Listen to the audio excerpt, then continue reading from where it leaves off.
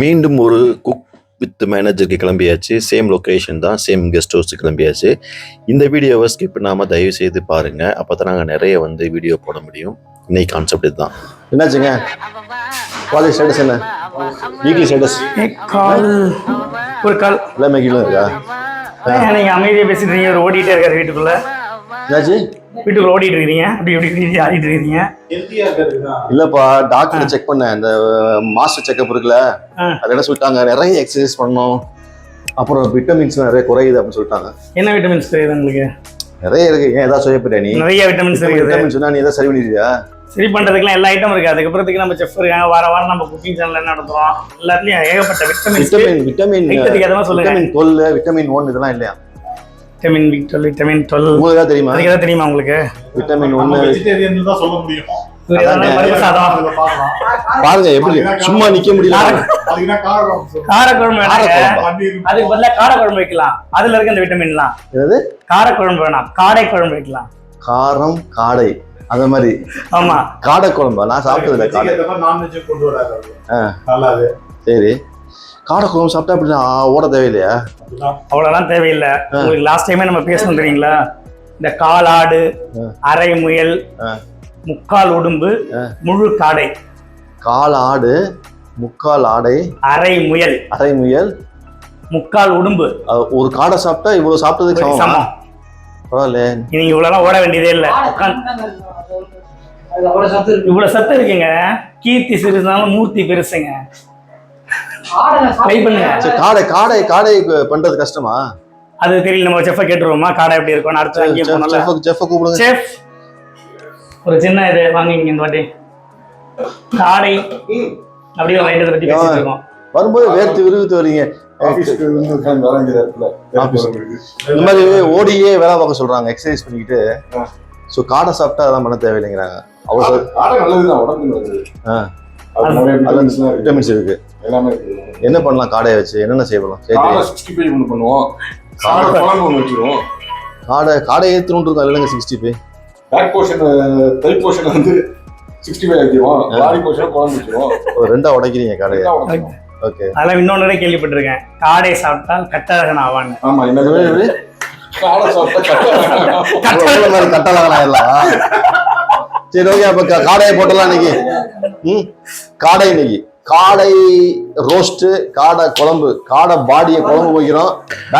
Roast பண்றோம் வைக்கணும். அதுக்காக போய் காடையை போய் பிடிக்க போயிட்டாங்க ஒரு டீமு. இன்னைக்கு டிஷ் என்னன்னா, காடையில் குழம்பும் காடையை ரோஸ்ட்டும் பண்ண போகிறாங்க. அதை நீங்கள் பார்க்குறீங்க.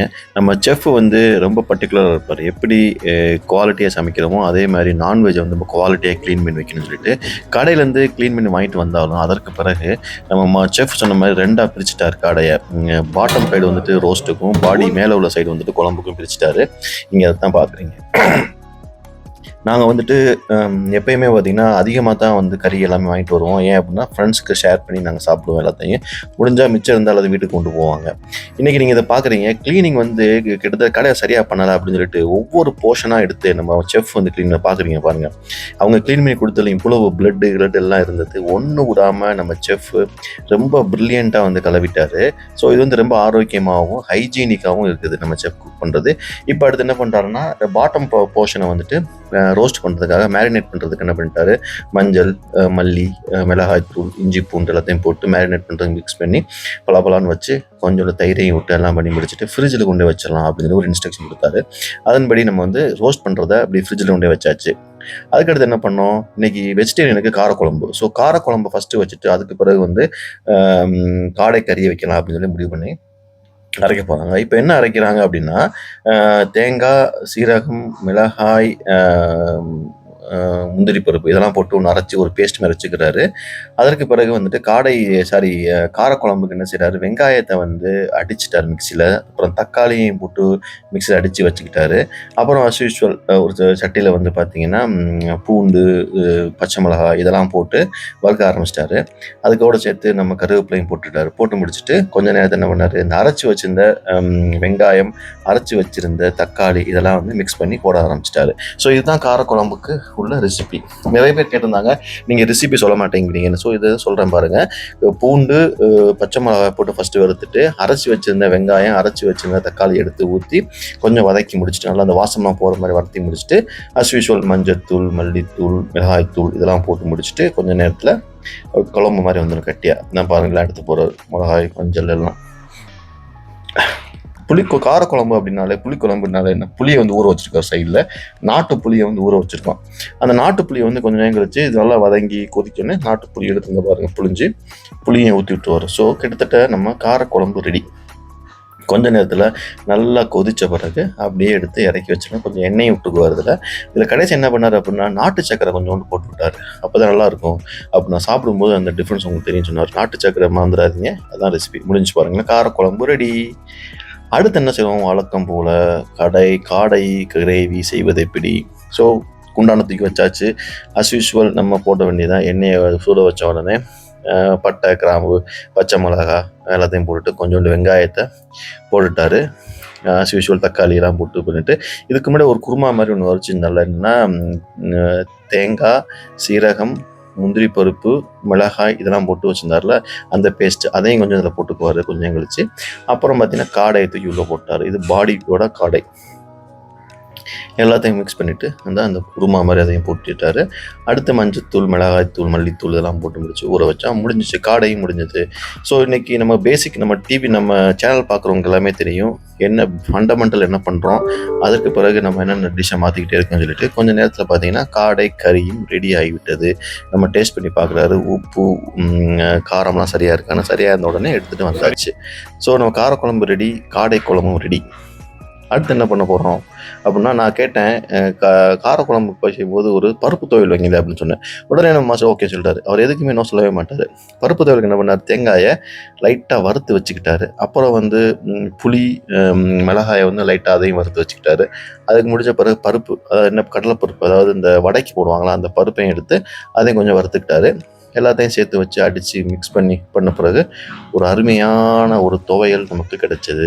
ஆனால் கடைசி என்ன பண்ணார், கொஞ்சோண்டு பூண்டு, அப்புறம் கருவேப்பிலை அதையும் சேர்த்து மிக்ஸில் அடிச்சிட்டாரு. ஸோ இவ்வளோதான் இந்த ரெசிபி. அட்டகாசமான ஒரு துவையல் கிடச்சிது. இந்த துவையல் காரக்குழம்புக்கு இந்த துவையல் ரொம்ப அருமையாக இருக்கும். இதான் நீங்கள் பார்க்குறீங்க. இது எல்லாத்தையும் இப்போ அடித்து முடிச்சோம், நமக்கு துவையல் கிடச்சிடும். இன்றைக்கி கிட்டத்தட்ட 3 ஐட்டம் ஆகிப்போச்சு இது வரைக்கும். இதுக்கு பிறகு ரோஸ்ட் வேறு பண்ண வேண்டியிருக்கு. நம்ம மாஸ்டர், இப்படி ஒரு மாஸ்டர் நமக்கு கிடைக்கிறது ரொம்ப ஆச்சரியம் தான். ஸோ நான் திரும்ப சொல்கிறேன், ஃப்ரெண்ட்ஸோட சேர்ந்து ஒரு நாள் இந்த மாதிரி குக் பண்ணி பாருங்கள். யூ வில் ஹேவ் எக்ஸலண்ட் டே. இந்த காடையை வறுக்க ஆரம்பிச்சிட்டாரு. இதுதான் 60-65 சிக்கன் 65 சொல்கிற மாதிரி காடை 65 பண்ணி முடிச்சாச்சு.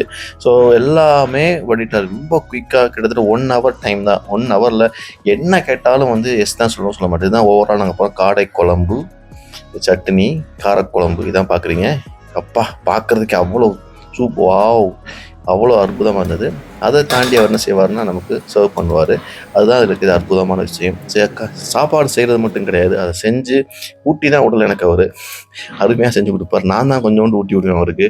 ஏன்னா இப்படி ஒரு சாப்பாடு போட்டு நம்ம என்ன செஞ்சோம், ஊட்டியாவது விடலாமே அப்படின்னு சொல்லி ஊட்டி விடுறோம். தவறாமல் இந்த சேனலை சப்ஸ்கிரைப் பண்ணுங்கள்.